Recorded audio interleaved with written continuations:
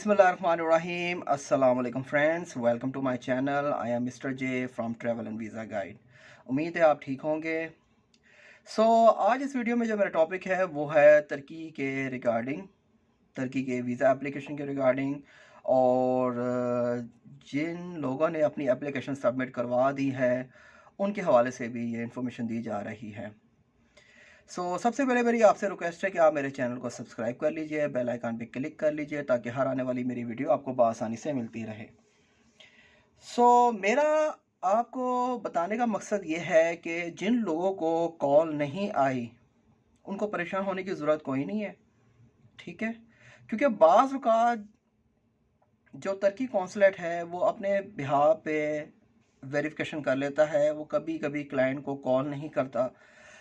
अगर वो सेटिस्फाई हो जाते हैं आपकी एप्लीकेशन से तो आपको वीज़ा इशू कर देते हैं। अगर वो नहीं भी सेटिस्फाई होते तो वो सिंपली आपको रिफ्यूज़ करेंगे। वो रिफ्यूज़ करने की रीज़न है आपको मैंने बता दी कि आपके डॉक्यूमेंट्स जब कंप्लीट नहीं होते तब आपकी वीज़ा एप्लीकेशन रिफ्यूज़ कर दी जाती है। तो जैसा कि उनकी वेबसाइट पे उन्होंने बाकायदा एक लिस्ट दी है कि ये डॉक्यूमेंट्स लगाएं, और ये मतलब कि उन्होंने डिफरेंट कैटेगरीज में बताया है कि अगर आप फैमिली से रिलेटेड अप्लाई कर रहे हैं तो आपको कौन कौन से डॉक्यूमेंट्स आपके पास होना ज़रूरी है। अगर आप बिजनेस पर्पस पे अप्लाई कर रहे हैं या टूरिज़्म पे अप्लाई कर रहे हैं, किसी भी कैटेगरी में स्टूडेंट्स के लिहाज से, तो उन्होंने तमाम ये लिस्टेड अपनी वेब पे एक PDF फाइल पे दी हुई है। उसके मुताबिक अपने डॉक्यूमेंट्स को अरेंज करें और अपनी एप्लीकेशन के साथ सबमिट करें और फिर आप जाके जमा करवाएं। तो उस लिहाज से आपकी वीज़ा एप्लीकेशन अप्रूव्ड होगी, अदरवाइज़ नहीं होगी। तो मेरा बताने का मकसद है कि कई लोगों को रिफ्यूज़ल लग जाती है। वो क्यों लगती है रिफ्यूज़ल? कहते हैं मैंने पिछली बार भी अप्लाई किया था, रिफ्यूज़ हो गया था, फिर अप्लाई किया, फिर रिफ्यूज़ हो गया। अक्सर लोगों का पता इशू ये होता है कि वो अपने डॉक्यूमेंट्स को सही तरीके से मेंटेन नहीं कर पाते। कभी कभी किसी कंसल्टेंट के पास चले जाते हैं और उनकी कंप्लीट फाइल ना होने की वजह से वो डिफरेंट कैटेगरी में अपने डॉक्यूमेंट्स को ले लेते हैं। सम टाइम वो अपनी जॉब शो करवा देते हैं कि मैं इतनी सैलरी ले रहा हूँ, है ठीक है, मैं 2 से 3 साल से यहाँ पे वर्क कर रहा हूँ। ऐसा होता नहीं, कभी कभार वो फेक इंफॉर्मेशन साथ लगा देते हैं। इवन वो आपके लिए एक रियल भी हो, ठीक है, ओरिजिनल भी हो, आप जॉब कर रहे हो, ठीक है, आपने सही बताया। फिर फॉलोइंग एप्लीकेशन में आप जनाब मेंशन कर देते हैं कि मैं बिजनेस कर रहा हूँ, ठीक है। तो पिछली एप्लीकेशन में जो आप रिफ्यूज़ल आपको लगी थी आपकी जॉब से रिलेटेड, नेक्स्ट एप्लीकेशन आपने सोचा कि मैं इसे बेहतर तैयार करूं और ये बताऊं कि मैं जॉब कर रहा हूं और अब मैं बिज़नेस कर रहा हूं, फिर आपको वीज़ा रिफ्यूज़ कर दिया जाता है। क्योंकि जब तुर्की आपकी प्रीवियस एप्लीकेशन को एक्सेप्ट करके रिफ्यूज़ कर चुका है और फॉलोइंग एप्लीकेशन आपने किसी और कैटेगरी में अप्लाई कर दी है, वो फिर रिफ्यूज़ लग जाएगा। तो बेहतर ये होता है कि जो आपकी प्रीवियस एप्लीकेशन होती है उसको प्रॉपर तरीके से मेंटेन करें। वो कैसे मेंटेन होती है? जैसे अगर आप जॉब कर रहे हो, आपकी सैलरी फॉर एग्जांपल 40,000 रुपीज़ है, 50,000 रुपीज़ है, 60,000 रुपीज़ है, वट एवर, और आपको रिफ्यूज़ कर दिया गया है और आपको नहीं पता क्यों रिफ्यूज़ किया गया, और आप बिजनेस में ना जाएं, आप अपनी वही जॉब को रखें, ठीक है, वही अपना एम्प्लॉयमेंट लेटर लगाएं, वही डॉक्यूमेंटेशन लगाएं सारी, ठीक है। देखें कि आपको इशू क्या आया है, उस लिहाज से आपके क्या क्या डॉक्यूमेंट्स कम थे। वो डॉक्यूमेंट्स ये हो सकते हैं कि आपका एनटीएन नहीं था, आपकी टैक्स रिटर्न्स नहीं थी, आपकी कंपनी की टैक्स रिटर्न नहीं थी, कंपनी का एनटीएन नहीं था। कुछ डॉक्यूमेंट ऐसे होते हैं जो आप लगाना भूल जाते हैं, आप नहीं लगाते हैं, आपकी वीज़ा एप्लीकेशन रिफ्यूज़ हो जाती है। तो ये मत सोचें कि आपने जॉब शो कराई थी और आपका वीज़ा रिफ्यूज़ कर दिया गया है, अब आप बिजनेस शो करा रहे हैं, फिर रिफ्यूज़ कर देंगे, वो दोबारा रिफ्यूज़ कर देंगे, क्योंकि वो कहेंगे पिछली दफ़ा से हमें जॉब का बताया, अब बिजनेस बता रहे हैं। अगर आपने जॉब को हटाना ही है, ख़त्म करना ही है, ठीक है, तो आप उसका प्रूफ दें कि मैं पहले जॉब करता था और मैंने ये प्रीवियस मंथ में या उससे 2 महीने पहले मैंने जॉब को रिज़ाइन कर दिया है, उसका रेजिग्नेशन लेटर लगाएं साथ। वो भी प्रूफ दें कि मेरी पिछली प्रीवियस एप्लीकेशन ये थी और मैंने बाकायदा इस कैटेगरी के लिहाज से मैंने अपनी एप्लीकेशन सबमिट करवाई थी, अब वो मेरी ख़त्म हो चुकी, अब मैं बिज़नेस कर रहा हूँ। क्योंकि लोग अक्सर ये सोचते हैं कि यार मेरी प्रीवियस एप्लीकेशन ये थी, ठीक है, वो तो चली गई है, मैं उनके पास ये रिकॉर्ड नहीं होगा। जनाब, एम्बेसी के पास आपका हर तरह का रिकॉर्ड होता है। जब आप एक दफ़ा एप्लीकेशन सबमिट करवा देते हैं तो प्रीवियस 2 ईयर, 3 ईयर, 10 ईयर्स का रिकॉर्ड भी निकाल लेते हैं। ये मत सोचें।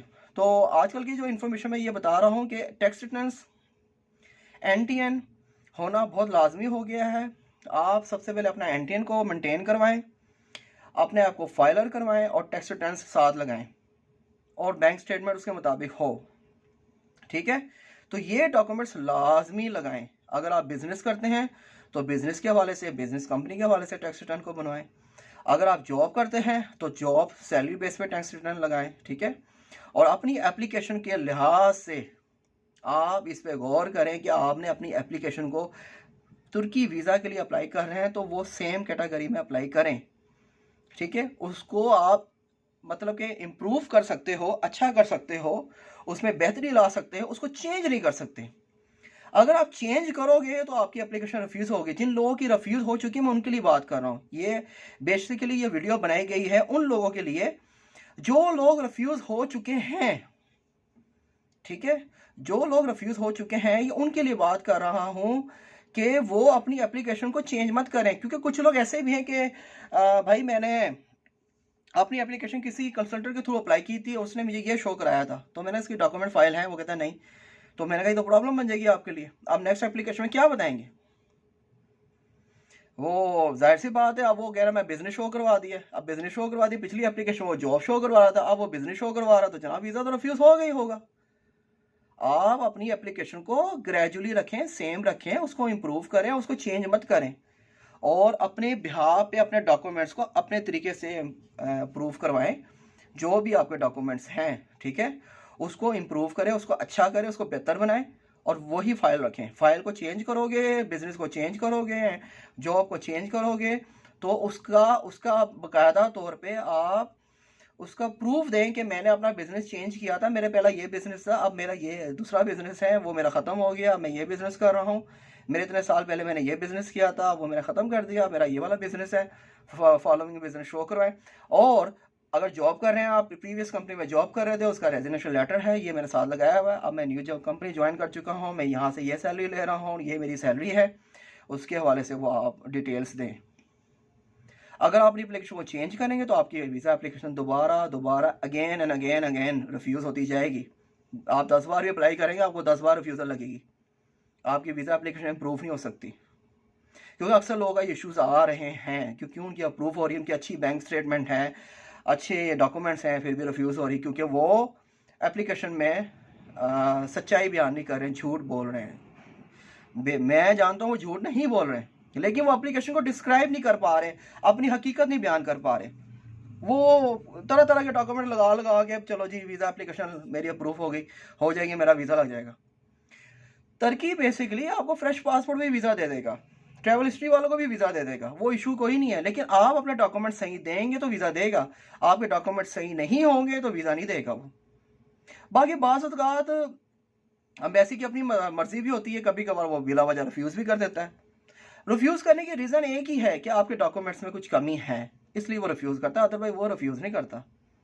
ठीक है, तो मेरी आपको इस वीडियो में बताने का मकसद ही यही था।